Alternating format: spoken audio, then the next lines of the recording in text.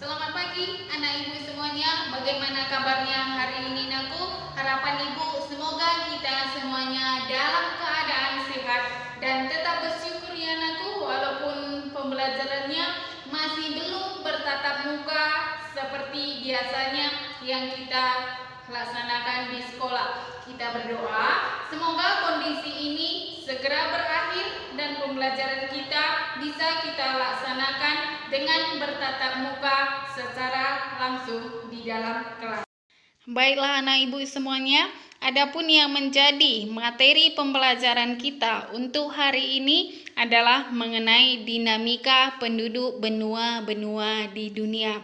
Tapi khusus untuk hari ini kita hanya membahas tentang dinamika penduduk benua Asia. Jadi, sebelum kita masuk ke materi kita untuk hari ini, maka terlebih dahulu Ibu akan jelaskan tujuan pembelajaran kita. Baiklah anak Ibu semuanya, adapun yang menjadi tujuan pembelajaran kita untuk hari ini adalah setelah melakukan kegiatan pembelajaran, maka diharapkan peserta didik mampu mengidentifikasi dinamika penduduk benua Asia. Sekarang masuk kita ke materi kita, yaitu dinamika penduduk benua di dunia. Penduduk senantiasa berubah dari sisi jumlah, distribusi, dan komposisi. Perubahan tersebut dapat terjadi karena adanya peristiwa kelahiran, kematian, dan migrasi, ataupun sering juga dikatakan sebagai perpindahan penduduk.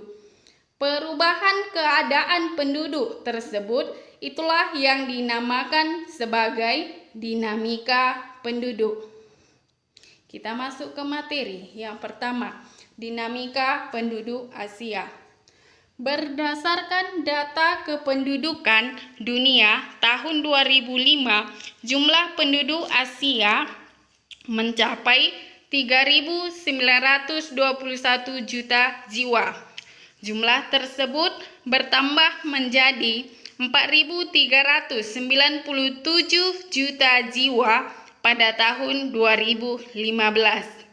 Ini berarti penduduk Asia bertambah sebesar 476 juta jiwa dalam kurun waktu 10 tahun. Penduduk Asia tersebar tidak merata. Beberapa negara di Asia merupakan negara dengan penduduk terbesar di dunia, antara lain Cina, India, dan Indonesia. Dilihat dari komposisinya berdasarkan usia, bahwa sebesar 25% penduduk Asia berusia di bawah 15 tahun. Sebesar 8% berusia 65 tahun ke atas. Dan sebesar 67% berusia antar 15 sampai 65 tahun. Ini berarti sebagian besar penduduk Asia tergolong usia produktif. Laju pertumbuhan di Asia mencapai 1,5%. Walaupun begitu, pertumbuhan penduduk tidak merata di setiap kawasan. Contohnya, Yaman, Suriah, Arab Saudi, Laos, dan Yordania yang merupakan kawasan dengan pertumbuhan penduduk tertinggi, yaitu di atas 2,5%. Penduduk Asia memiliki kualitas yang dapat dilihat dengan menggunakan ukuran Indeks Pembangunan Manusia yang merupakan gabungan dari indikator angka harapan hidup sejak lahir, pendidikan, dan pendapatan per kapita. Berdasarkan indikator IPM ataupun Indeks Pembangunan Manusia, kualitas penduduk Asia ternyata bervariasi.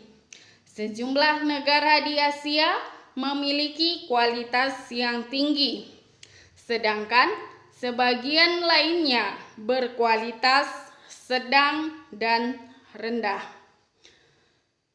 Dilihat dari komposisi berdasarkan ras, penduduk di benua Asia terdiri atas 3 ras utama, yaitu ras Mongoloid, Kaukasoid, dan Negroid. Dalam wilayah tertentu masih terdapat ras yang dominan sebagai berikut. 1. Asia Utara dan Asia Tengah mayoritas adalah ras Kaukasoid ataupun Europoid. Yang kedua, Asia Timur dan Asia Tenggara sebagian besar adalah ras Mongoloid.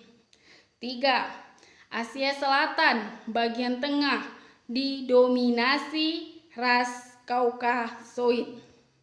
Yang keempat, Asia Selatan bagian selatan didominasi ras Negroid.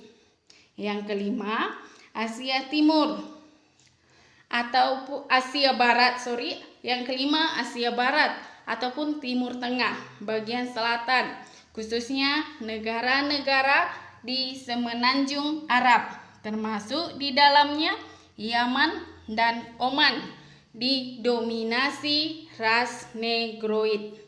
Yang keenam, Asia Kecil, Asia Barat atau Timur Tengah bagian utara didominasi ras Kaukasoid dan Negroid. Kemudian, Asia memiliki budaya yang sangat beragam. Asia merupakan tempat lahirnya agama-agama besar di dunia seperti Hindu, Sikh, Konfusianisme, Taoisme, Shinto, Buddha, Islam, Kristen, dan Yahudi. Selain agama, benua Asia juga memiliki banyak bahasa. Kebanyakan negara di Asia memiliki lebih dari 1 bahasa asli atau pribumi. Sebagai contoh, di Indonesia terdapat sekitar 600 bahasa asli atau daerah. Filipina terdapat 100 bahasa daerah dan 1683 bahasa asli atau daerah di India. Keberagaman dan kekayaan budaya Asia yang terlihat juga dari karya seninya, literaturnya, dan alat-alat musiknya. Itulah yang menjadi materi kita untuk hari ini. Jadi, bagi anak-anak ibu yang belum ataupun masih bingung mengenai materi kita untuk hari ini, boleh menanyakannya kepada ibu melalui chat WA pribadi. Oke, ibu tunggu. Kemudian, jika materinya sudah jelas dan tidak ada lagi pertanyaan, maka berikut ibu akan memberikan latihan soal sebagai bahan penilaianmu untuk hari ini. Berikut adalah ibu bagikan latihan soal. Silakan anak-anak ibu kerjakan di buku latihan. Jangan lupa untuk menyertakan namanya.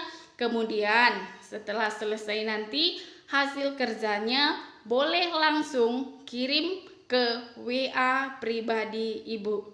Oke. Baiklah anak-anak ibu semuanya, itulah materi yang ibu sampaikan untuk hari ini.